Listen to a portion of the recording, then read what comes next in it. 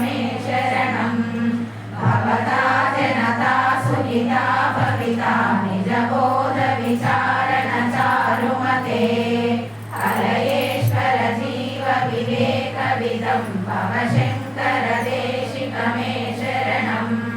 भव एव भवानिति मे नितरां समजायत चेतसि कौतुकिता महावारय मोहमहाजलधिं भवशङ्कर देशिक मे शरणम्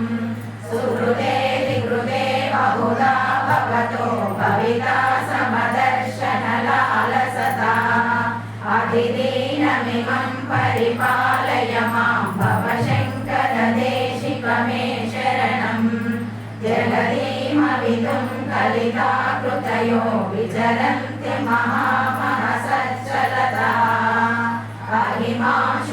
अहिमाशुरिवाद्रदिवासि गुरो भवशङ्कर देशिक मे शरणम्